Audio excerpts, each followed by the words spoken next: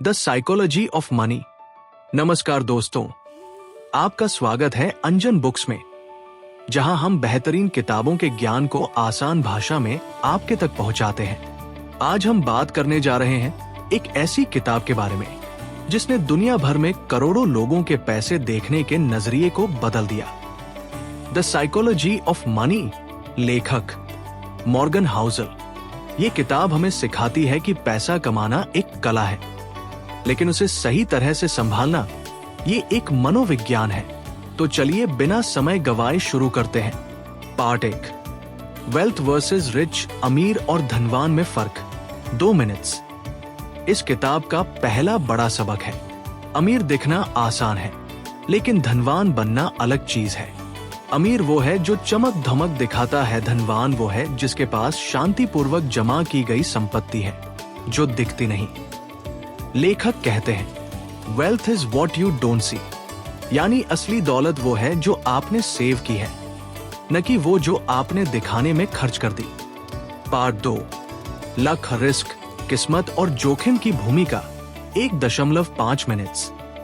हम अक्सर किसी को सफल देखकर कहते हैं, वाह कितनी मेहनत की होगी, लेकिन सच ये है कि मेहनत के साथ साथ किस्मत और टाइमिंग दोनों का बड़ा रोल होता है। और इसी तरह असफलता भी हमेशा मेहनत की कमी नहीं होती, कभी कभी गलत समय भी कारण बनता है। इसलिए किताब सलाह देती है, दूसरों की सफलता या असफलता को देखकर खुद पर सख्त फैसला मत करो। पार्ट 3, सेविंग, इन्वेस्टिंग, बचत निवेश से ज्यादा महत्वपूर्ण, 1.5 मिनट्स। किताब कहती है, आप कितना कमाते हैं उससे ज्यादा मायने रखता है आप कितना बचाते हैं। कई लोग कहते हैं, अभी कैसे बचत करें, पैसे ही कहां हैं, लेकिन बचत आपकी आय पर नहीं, आपकी आदतों पर निर्भर करती है। छोटी बचत, नियमित बचत और लंबी अवधि की सोच, ये 3 चीजें आपको धनवान बनाती हैं, न कि बड़ा वेतन। पार्ट 4, कंपाउंडिंग मैजिक, चक्रवृद्धि की जादू, 2 मिनट्स। किताब का एक मुख्य सिद्धांत है कंपाउंडिंग, यानी चक्रवृद्धि का जादू।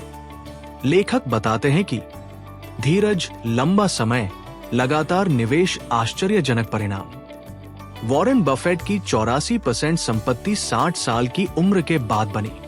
क्यों? क्योंकि उन्होंने कंपाउंडिंग को दशकों तक काम करने दिया।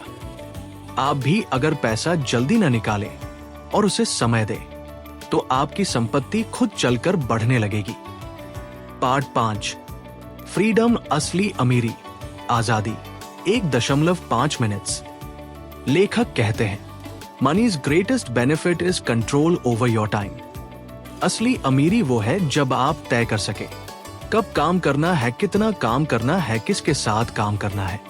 ये स्वतंत्रता लाखों रुपए से भी ज्यादा कीमती है।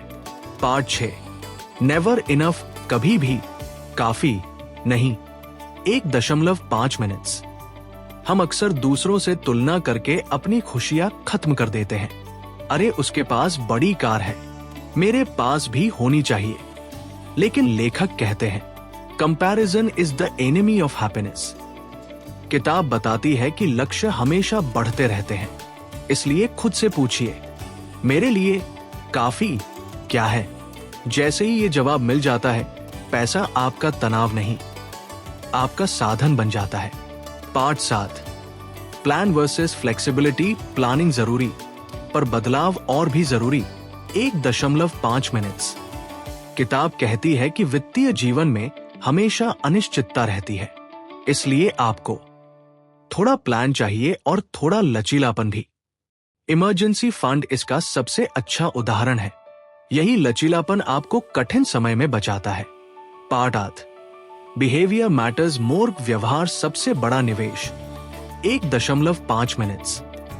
किताब के अनुसार निवेश में सफलता का 80% आपकी तकनीक नहीं, आपका व्यवहार तय करता है।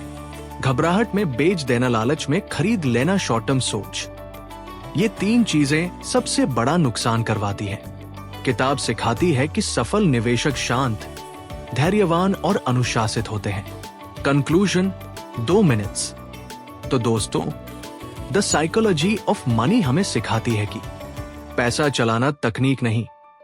मनोविज्ञान है, बचत आय से ज्यादा महत्वपूर्ण है। कंपाउंडिंग समय मांगता है, तुलना खुशियों की दुश्मन है और पैसा हमें सबसे बड़ा उपहार देता है, आजादी। अगर आप पैसे के साथ अपना रिश्ता बेहतर बनाना चाहते हैं तो ये किताब जरूर पढ़ें। अगर आपको ये वीडियो पसंद आया हो तो लाइक, शेयर और सब्सक्राइब जरूर करें। आप देख रहे हैं अंजन बुक्स, जहां हम किताबों की दुनिया से आपको देते हैं नए विचार, नए सबक और नई प्रेरणा। अगली वीडियो में फिर मिलेंगे। धन्यवाद।